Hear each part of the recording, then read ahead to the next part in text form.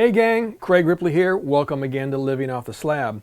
Now today I am down in the basement with a nice cup of hot chocolate because outside we have cold temperatures and a winter storm coming in tonight. We're supposed to get somewhere between 4 to 8 inches and then freezing rain on top of that. Oh boy, sounds exciting, doesn't it?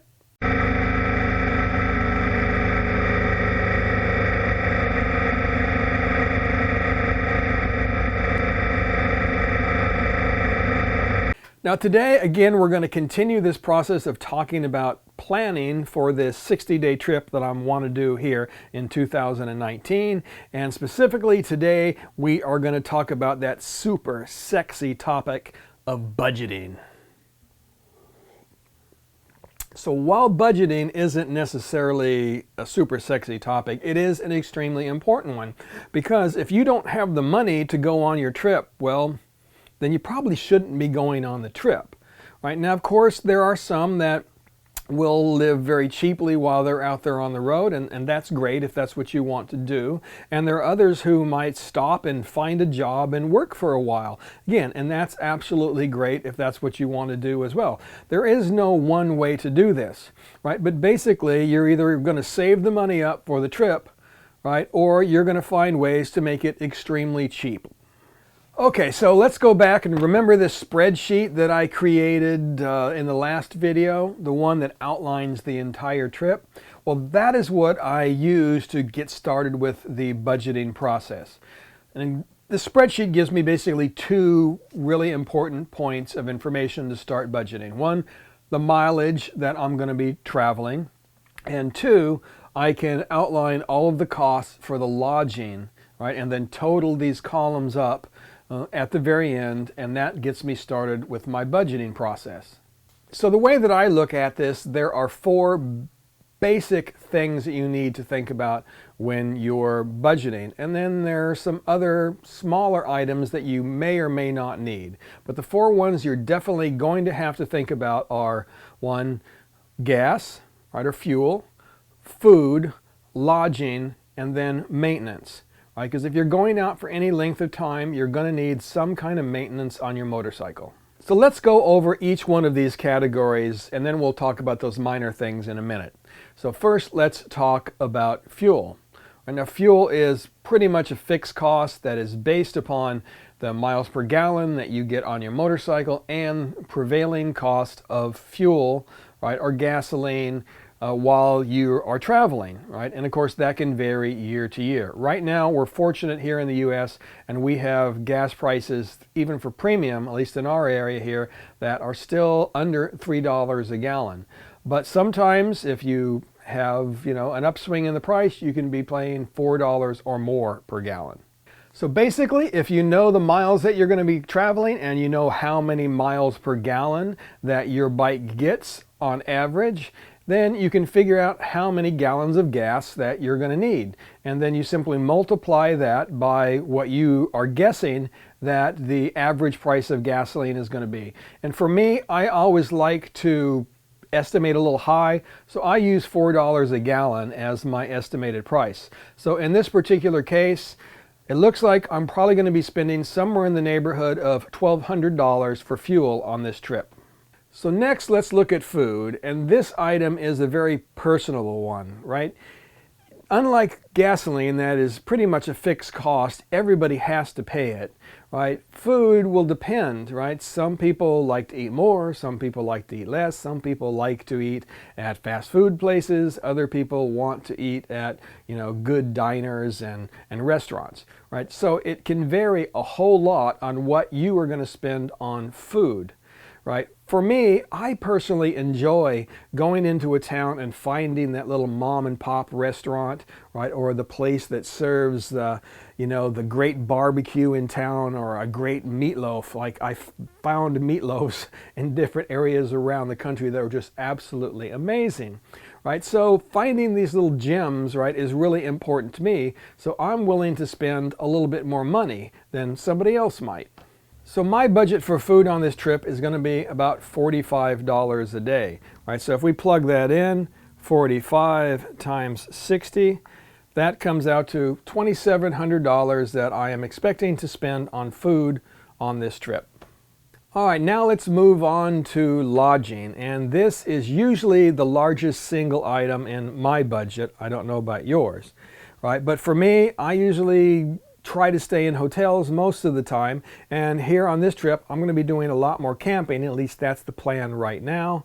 And we tried to do some camping when we went up to Alaska. We were doing about 50-50, but it ended up we added some additional hotels in there, so it cost us a little bit more. But on this trip I'm trying to limit my mileage per day so that I can get in and have a better time camping. I'm not going to be feeling like I'm rushed all of the time to set up my tent, go to bed, get up, pull it down, and get on the road again. Try to be more relaxed about it so that I can enjoy the camping process and save a little bit of money. So totaling up that column in the spreadsheet, as I went down and I totaled up all of my lodging, right now I'm looking at about $3,100 in lodging cost for this trip. Now, to be honest with you though, I think that cost is going to go up some, because my wife has decided she wants to go on this trip with me. She's going to fly out to California and she's going to ride for about 3 weeks coming back with me. Not all the way home, but almost. And so we're not going to be camping while she's with me. So some places where I was going to be camping, we're probably going to be hoteling it. So the cost is probably going to go up a little bit. All right, so the last big item is maintenance, right? And this is just going to depend upon what your bike is going to need and also how far you are going. On this particular trip, I'm going to need primarily oil changes, right? The bike's going to be ready to go and I shouldn't need too much else other than that. But I'm going to need to change my oil about every 3,000 miles because that's what the Vision requires. Right, so that means I'm going to have to do 4 oil changes. And I'll do those myself. They're very simple to do, no big deal. But I am going to have to see if I can prearrange to have a dealer, if I can go in, buy the oil, and then buy the filters and, maybe do the oil change right there in their parking lot. Again, that's what I did. We went to Alaska and it worked out just fine. Or I can go to Walmart and buy all the stuff and then do it in, the parking lot of the hotel that I might be staying in at the time. So again, there are ways to do it, but it's still going to be a little bit expensive. I mean, if I get oil for the Vision and I pay what Victory or Indian charges for that oil, and you are looking at somewhere in the neighborhood of $70 just for the materials for every oil change. So I'm going to look into maybe buying some filters and see if I can carry those along with me. If I can buy them in bulk, I can get them more cheaply. I'm not going to be able to carry oil. The Vision, the Victories and the Indians use a semi-synthetic, right? So there is some castor oil out there that they say works pretty well. But I've tried going with some of the full synthetics, the mobile ones and things, and I just get clutch slip when I do that. So I found that I need to stay with, the recommended oil for the Victory. So anyway, the other thing that I might need is going to be tires. Right, I'm going to have a new set of tires when I leave here, but am I going to make 12,000 miles loaded down and then riding 2 up the last half of it? Chances are no, right? I'm probably going to be looking at getting 8,000 to 10,000 miles out of those tires. So somewhere on the way back, I'm going to need to have a tire change. So I'm going to need to look into that. And so that's a set of tires, which typically can run you $300 or more. And then of course, having them changed out, that's another couple $100, right? So I may be looking at a $500 bill or something somewhere along the line to have those tires switched out. Again, it's still something I have to look into, but I have to be prepared for it. Oh, and I guess I just let the cat out of the bag. It looks like I'm going to be taking the Vision on this trip. Again, that's because my wife is going to be joining me, and she just can't tolerate sitting on the back of the Tenere for 3 weeks. So it looks like this is going to be a Victory trip. Okay, so those are the big items that you have to think about when you're traveling. And depending upon where else you're going, well, you may need to think about some other things. If you're doing international travel, of course, you may have shipping of your bikes. Even if you're doing just travel here in the country, you may have to ship your bike, right, Peter's thinking about joining me on this trip. He and his wife, again, out in California like my wife, so he's going to have to ship his bike out there. All right, so, and then he's probably not going to be able to go the entire way with me back home, so he'll be shipping it back. All right, so those are some costs that you might have to think about. Also, if you are crossing borders and they require special paperwork, carnets and fees and so forth, well, you might have to figure those things in as well. Right. Here, traveling in the U.S., don't have to worry about that, but I do have to think about some tolls, right? There's going to be a few charges if I get on a toll road. Now, I'm not planning on doing that very much. In fact, not at all on this trip. I'm going to try to stick to back roads and secondary roads. But if I do have to get on a toll road, then I have to think about that. Right. Also, I might have to think about getting some traveler's insurance. Again, traveling here in the U.S., I probably don't have to worry about that too much. My health insurance is, works, all across the country, so that's not that big a deal. I have my, insurance on the bike, and that'll pay for towing and so forth if it's necessary. But I might consider, since it's pretty short money, getting some travel insurance. And I would, especially if I'm going out of the country like we did up into Canada. If I needed to be repatriated for any reason, that extra money that we had through the travel insurance would have come in very handy. Otherwise, you got to pay for it out of pocket, right? So that's something you might think about. And again, it's short money, so it's not a big deal. Also, if you are using something like I use, which is that DeLorme InReach device, right, to track the ride, well, then you might have to pay for some monthly service fees during that time, right? So I'm going to turn it on for a couple of months, and I think it runs about $65 a month for, unlimited texting, which is what I typically get. And so there's an additional charge in there for it. Right? And again, there might be other little items like that again, I'm not thinking of that you might think of that you need to add in. Now, one other thing that I think you should add in to your trip costs, and that is an emergency fund.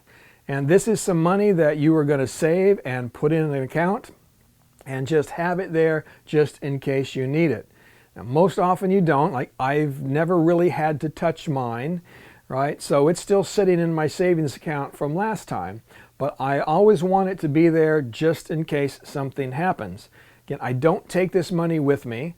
Right? What I would do if I needed to spend it, I would use my credit card, but I want to know that when I get home, right, that money is there so I can pay that amount off. Right? I don't want to carry a balance on my credit card when I get home. This trip has to be paid for, so the money has to be saved up front. So how much should this emergency fund be? Well, that depends upon what you're comfortable with. For me, it's got to be probably 10 to 20% of the cost of the trip. Right? So in this case, this trip looks like it's probably going to cost me $8,000 or something by the time all is said and done. Right? So I am going to probably save about 20% of that, so another $1,600 that's going to go into my savings account. Again, to be honest with you though, it's already there, again, from previous trips, right? It's just been pushed over there and I add to it all of the time and it's sitting there, right? So it's something that is already saved, at least in my case, right? Because again, I've done this over years.